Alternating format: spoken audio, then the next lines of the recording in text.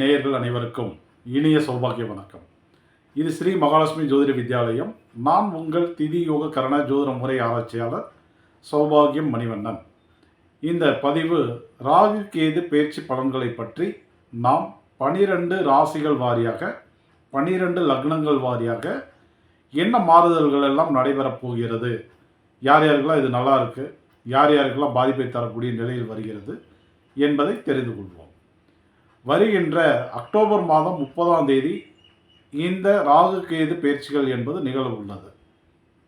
இதுவரை மேச ராசியில் பயணம் செய்து கொண்டிருந்த ராகு பகவான் இந்த தேதிக்கு அப்புறம் பார்த்தீங்க அப்படின்னா மீன ராசியில் பயணம் செய்ய இருக்கிறார்.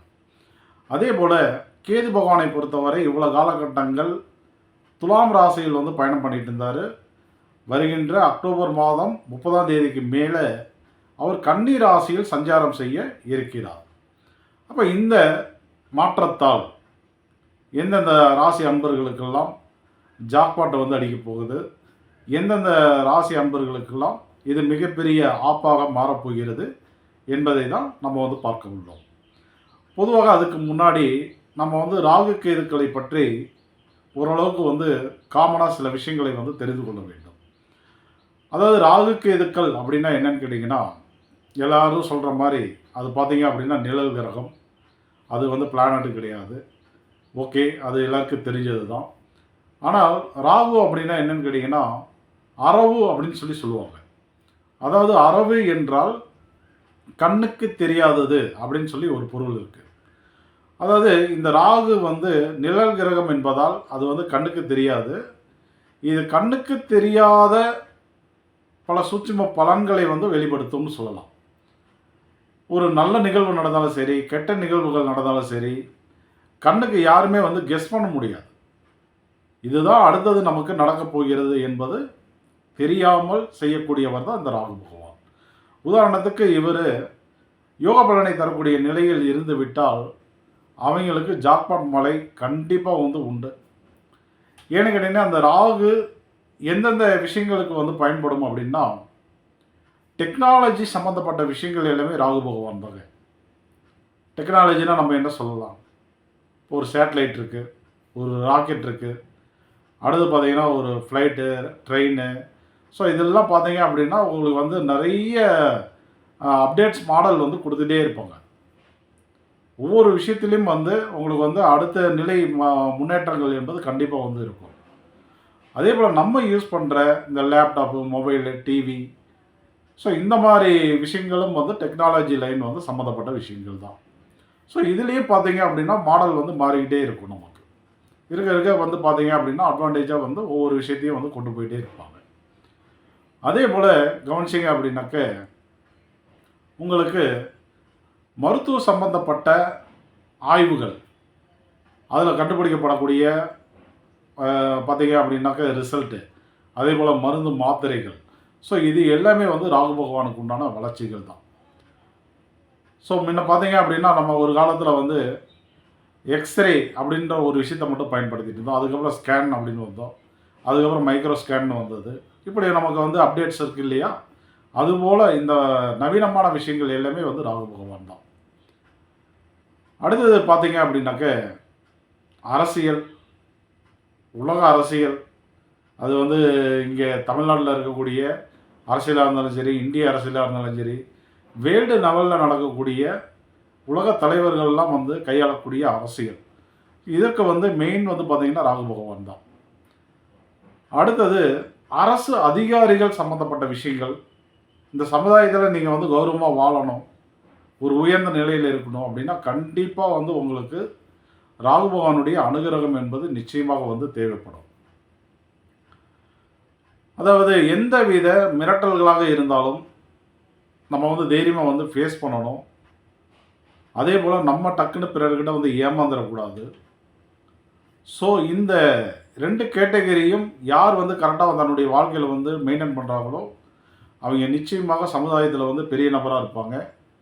அதே போல் பொருளாதாரத்திலையும் நல்ல ஒரு முன்னேற்றம் அடைந்த நிலையில் இருப்பாங்க. கௌரவம், அந்தஸ்து, பேர், புகழ் இவர்களை தேடி தானாகவே வந்துடும்னு சொல்லலாம். இப்போ உதாரணத்துக்கு பார்த்தீங்கன்னாக்க இன்றைக்கு தொழில்துறையில் வேலை வாய்ப்புகளில் நம்ம வந்து பிரபலமாக பேசப்படும் துறை என்னன்னா ஐடி ஃபீல்டு. ஸோ இந்த ஐடி ஃபீல்டு வந்து எந்த கிரகத்துக்கு சம்மந்தப்பட்டதுன்னா ராகு பகவானுக்கு உண்டானது தான். அதே போல் ஒரு டெக்னிக்கல் லைனில் ஒரு பொருளை வந்து மேனுஃபேக்சரிங் பண்ணுறீங்க, டீலர்ஷிப் எடுத்து சேல் பண்ணுறீங்க, ஒரு சர்வீஸ் பண்ணுறீங்க. இப்போ மொபைல் சர்வீஸ் இருக்குது, லேப்டாப் சர்வீஸ் இருக்குது, டிவி சர்வீஸ் இருக்குது. இதெல்லாம் கூட நல்ல ஒரு பணவரவை தரக்கூடிய அற்புதமான துறைகள் தான்.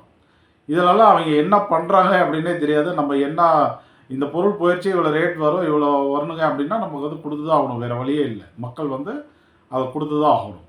ஸோ அந்த மாதிரி துறைகள் எல்லாமே வந்து ராகுபவனுடைய காரகத்துறைகள் தான். அதே போல் மீடியா துறை, கனரக வாகனங்கள், பெட்ரோலியம் வாயு சம்மந்தப்பட்ட விஷயங்கள், அதே போல் பார்த்திங்கன்னா எம்எல்ஏ எம்பி, கட்ட பஞ்சாயத்துக்கள், ரவுடித்தனம் பண்ணுறவங்க, இதுக்கு எல்லாமே வந்து ராகு பகவானுடைய காரகத்துவம் வந்து கண்டிப்பாக வந்து தேவைப்படும். அதே போல் பார்த்திங்க அப்படின்னா உங்களுக்கு வந்து அட்வொகேட்டு, ஸோ அவர்களுக்கும் ராகு வந்து நல்ல பலமாக இருக்கும். ஸோ இப்படி பெரிய பெரிய துறைகளுக்கெல்லாம் இந்த ராகு பகவான் வந்து காரகமாக இருப்பார். ஸோ இவர் பலனை தரக்கூடிய நிலையில் நல்ல நிலையில் வந்து விட்டால் இந்த 1.5 வருடங்கள் அவங்களுக்கு வந்து பொற்காலம் தான். உங்கள் ஜனன ஜாதகத்தில் அவர் எப்படி வேணாலும் இருக்கட்டும். கோச்சாரத்தில் யோகத்தை தரக்கூடிய நிலையில் வந்து விட்டால் 1.5 வருடங்கள் அவர் வந்து சரியாக ஒரு ராசியில் வந்து பயணம் பண்ணுவார். அந்த 1.5 வருடங்களில் நம்ம வந்து கண்டிப்பாக வந்து ஒரு நிலையில் வந்து நம்ம வந்து செட்டில் ஆக முடியும். ஒரு தொழிலை ஆரம்பித்தோம் அல்லது ஏதோ ஒரு விஷயத்தை வந்து நம்ம வந்து பார்த்திங்க அப்படின்னா உறுதிப்படுத்திக்க முடியும். சரிங்களா?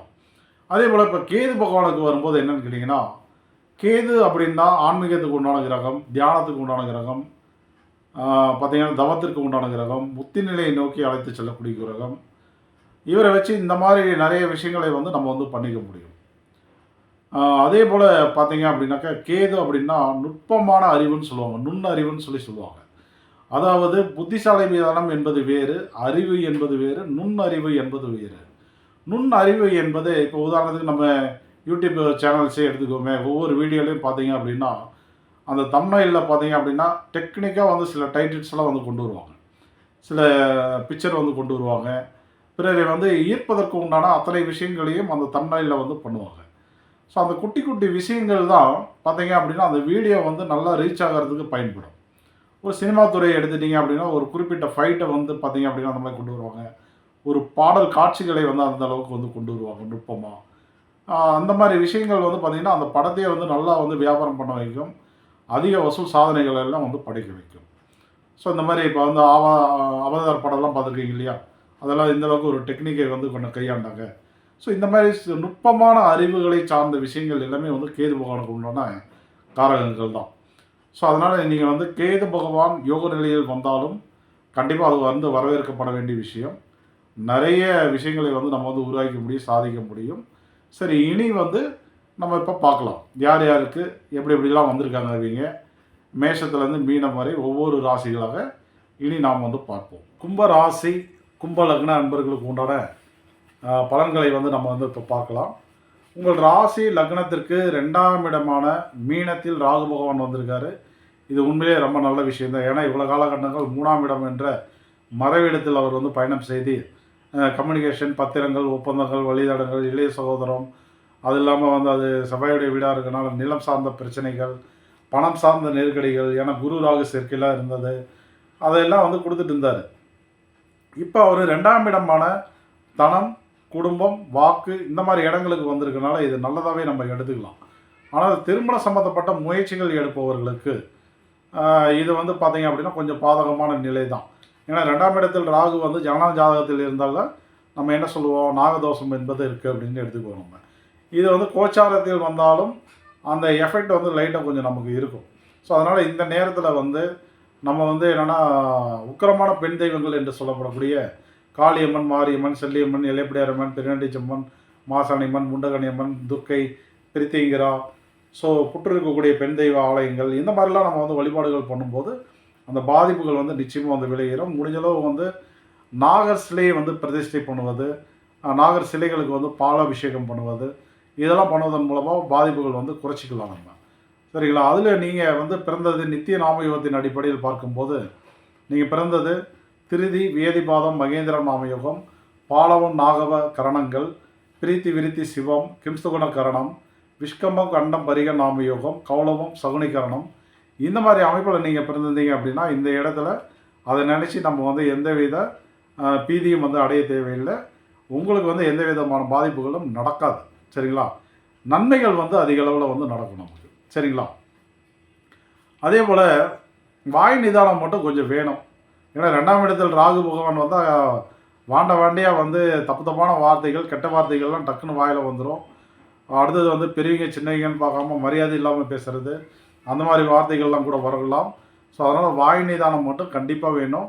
உங்களை பொறுத்தவரை என்ன பண்ணலாம் அப்படின்னா, இந்த மாதிரி வாய் நிதானத்தினால வந்து பிரச்சனைகள் வந்து வருது, அவசரப்பட்டு வார்த்தைகள் டக்கு டக்குன்னு வருதுன்னா சின்ன மஸ்தா பிரித்திங்கிரா அதே மாதிரி இந்த மாதிரி வழிபாடுகளை எடுப்பதன் மூலமாக இந்த பாதிப்பை வந்து நீங்கள் வந்து குறைத்து கொள்ள முடியும். அதே போல் பார்த்தீங்க அப்படின்னா உங்கள் ராசி லக்னத்திற்கு 8ஆம் இடத்தில் கேது. இது சிறப்பான அமைப்பு இல்லை டெஃபினட்டாக. அது கேது பார்த்தீங்க அப்படின்னா மரணத்துக்கு இணையான துன்பத்தை குறிக்கக்கூடிய இடம், அசிங்க அவமானங்களை ஏற்படுத்தக்கூடிய இடம். கேது பகவான் ஒருவித குழப்பத்தை ஏற்படுத்துவார், மனம் பிடித்த நிலையை உருவாக்குவார், பாய்சன் சாப்பிடலாமா தூக்கு போட்டுக்கலாமான்ற ஒரு சிந்தனைகள்லாம் உருவாக்குவார். ஸோ அதனால் வந்து நீங்கள் கவனமாக தான் இருக்கணும். உங்களை பொறுத்தவரை நீங்கள் யாராக இருந்தாலும் சரி யமதர்மனுடைய வழிபாடு எடுத்துக்கிறது இந்த காலத்தில் நல்லது. ஸ்ரீ வாஞ்சியம், அதே போல் திருப்பநீலி, பரமக்குடி யமுனேஸ்வரர், அடுத்தது பார்த்தீங்க அப்படின்னாக்க வெள்ளலூர், கோவையிலேருந்து திருப்பூருக்கு பக்கத்தில், கோவைக்கும் திருப்பூருக்கும் இந்த 2 ரூட்லேயுமே வந்து போகலாம், வெள்ளலூர். ஸோ அந்த யமதர்மன் இந்த மாதிரி வழிபாடு எடுத்துக்கிறது ரொம்ப நல்லது. அங்கே போய்ட்டு அர்ச்சனை பண்ணுங்க. அப்படி இல்லைன்னா ஆயுஷ் யாகம் வந்து வளர்த்தலாம். ஸோ அந்த மாதிரி பண்ணுறது ரொம்ப நல்லது. அது இல்லாமல் பார்த்தீங்க அப்படின்னா உங்களுடைய திடீர் இழப்புகள், அசிங்கங்கள், அவமானங்கள், மரணத்துக்கு இணையான துன்பங்கள் எல்லாம் இருந்து மீண்டு வருவதற்கு மணக்குள விநாயகர் பாண்டிச்சேரி, சித்திரகேது விநாயகர் திருநெல்வேலி, அடுத்தது பார்த்தீங்க அப்படின்னா ஈச்சனாரி விநாயகர் வந்து கோவை, ஸோ உப்பூர் விநாயகர், அடுத்து கற்பக விநாயகர், இதெல்லாம் வந்து தமிழ்நாட்டில் இருக்கக்கூடிய முக்கியமான விநாயகர் கோவில்கள். கேது பகவானுடைய அதி தெய்வங்கள் தான் இந்த விநாயகர். ஸோ இவர் அது இல்லாமல் சித்திரகுப்தன், ஜீவசமாதிகள், இந்த மாதிரி வழிபாடுகளை எல்லாம் நீங்கள் வந்து எடுப்பதன் மூலமாக கண்டிப்பாக வந்து இந்த பாதிப்புகளிலேருந்து நீங்கள் வந்து அழகாக வந்து மீண்டு வந்துட முடியும். சரிங்களா? அதே போல் நீங்கள் பிறந்தது ஆயுஷ்மான், துருவம், சித்தம் நாமயோகம், பத்திரை கரணம், சுகர்மம், சித்தி, பிராமியம் நாமயோகம், பவகரணம், அது இல்லாமல் நீங்கள் பிறந்தது அதிகண்டம், வஜ்ரம், சுப்பிரம் நாமயோகம், கரசை கரணம். இந்த மாதிரி அமைப்புகள்லாம் நீங்கள் பிறந்திருந்தீங்க அப்படின்னா கண்டிப்பாக வந்து பாதிப்புகள் வந்து உங்களுக்கு வந்து அந்தளவுக்கு வந்து இருக்காது. அடுத்தது உடல் ஆரோக்கியத்தில் அப்படிங்கும்போது கொஞ்சம் யோசிக்கணும். கேது வந்து எங்கே போனாலுமே வைரஸ் தொற்றுகள், ஒரு கட்டிகளை வந்து ஏற்படுத்துவது, புற்றுநோயை வந்து ஏற்படுத்துவது, ஒரு அடைப்பை வந்து ஏற்படுத்துவது, ஒரு பிடிப்பை, சுளுக்கு, தசைப்பிடிப்பு, ஒரு இருக்குதல், அந்த மாதிரி நிலைகளை எல்லாம் வந்து ஏற்படுத்துவார். இது பார்த்தீங்க அப்படின்னா உங்கள் ராசி லக்னத்துக்கு 8ஆம் இடத்துல வந்திருக்கு. 8ஆம் இடம் என்பது மலவாயை வந்து குறிக்கும். அதே போல் வந்து பார்த்திங்கன்னா புஜங்களை வந்து குறிக்கும். ஸோ அதில் மர்ம உறுப்பை வந்து குறிக்கக்கூடியது 8ஆம் இடம். காலபுருஷ தத்துவப்படி பார்க்கும்போது இதை வந்து கண்ணி வந்து அடிவயிறை வந்து குறிக்கும் நமக்கு. ஸோ இதில் உங்களுக்கு எந்த காரகத்தில் வேணாலும் வந்து நோய்கள் வர வாய்ப்புகள் வந்து இருக்குது.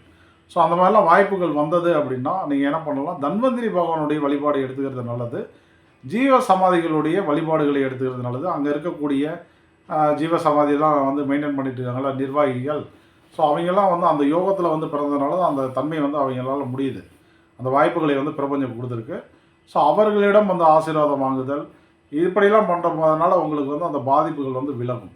அதே போல் நீங்கள் வந்து இயற்கை சார்ந்த ஆயுர்வேதிக், சித்தா, ஹோமியோபதி, யுனானி, அதே போல் பாட்டி வைத்தியம், பச்சிலை வைத்தியம், ஹீலிங் பண்ணுறது, இந்த மாதிரி மருத்துவ முறைகளில் மருத்துவம் எடுத்துக்கிறீங்க அப்படின்னா 4 நாளைக்கு ஒரு முறை வரக்கூடிய பத்திரை கரணத்தில் நீங்கள் பண்ணும்போது நல்ல ஒரு ரிசல்ட் வந்து உங்களுக்கு வந்து கிடைக்கும்.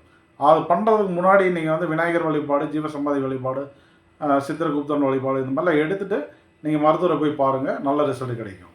முடிந்தளவு இந்த தகவல்களை வந்து பகிருங்கள். நன்றி, வணக்கம். ஸ்ரீ குபேரன் டிவியை பார்த்தமைக்கு நன்றிகள். மேலும் இது போன்ற தகவல்களை தெரிந்து கொள்ள ஸ்ரீ குபேரன் டிவியை சப்ஸ்கிரைப் செய்யுங்கள். மறக்காமல் பெல் ஐக்கானை கிளிக் செய்யுங்கள்.